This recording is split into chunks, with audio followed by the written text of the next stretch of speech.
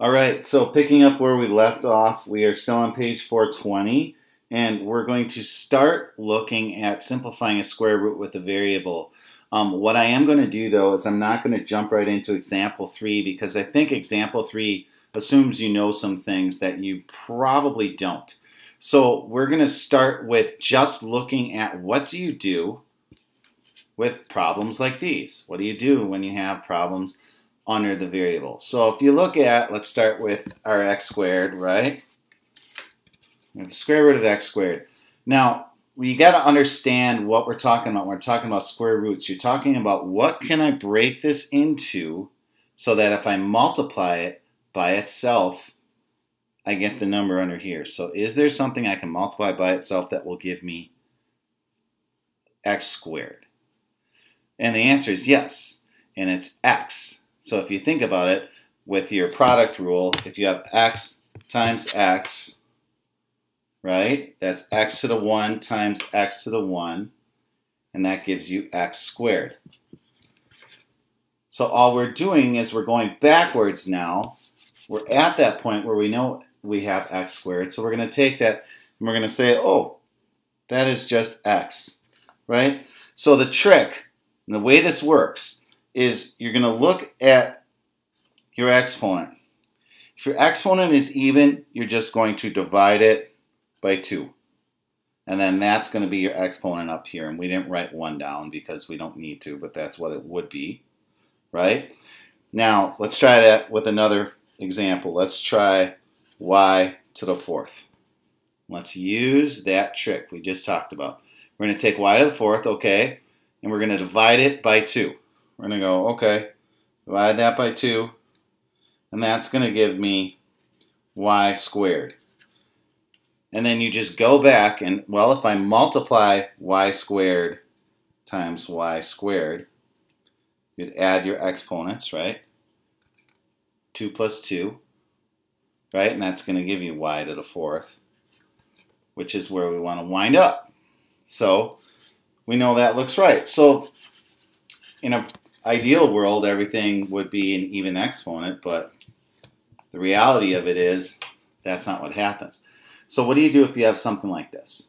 So then the trick for these problems, all right, is that we're going to go to the closest, lowest available even number we know, all right? So we're going to turn this into z to the 4th times z, okay? Because I know what to do with z to the 4th now. And then this, I'm just going to leave how it is, all right? So you always go to the next lowest even number you can go to, and then you simplify that way. So z to the 4th, square root of that's going to give me z squared. And then I'm going to leave this here like that. And then that's my finished answer. All right, my simplified version of this. Let's do one more. All right, and we're gonna combine a bunch of things here now. We'll see how you guys do with this. So let's try x to the 8th, y to the 3rd times z. So what I want you guys to do is I want you to write this down, and I want you to think about how would I solve this? How would sorry, you don't solve it. How would I simplify this? And see what kind of answer you get to. All right. So if you want to pause the recording, that would be great. If not, just hang on a second. All right. So let's start with our x to the 8th. I know my x to the 8th is already an even number, so I can take that, and that's going to simplify down to x to the 4th. All right. Sorry, that looks kind of like a 9, but that's a 4. All right. My y to the 3rd is odd. Okay. So that's going to become y squared times the square root of y. All right?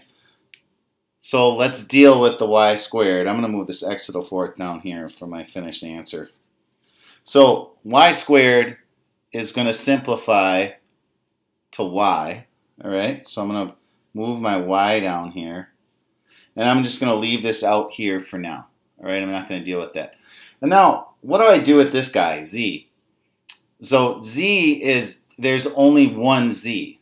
All right? So I really can't do anything with it because the next lowest even number would be 0. And we don't mess around with 0. We just leave 0 alone. So this is actually going to stay how it is.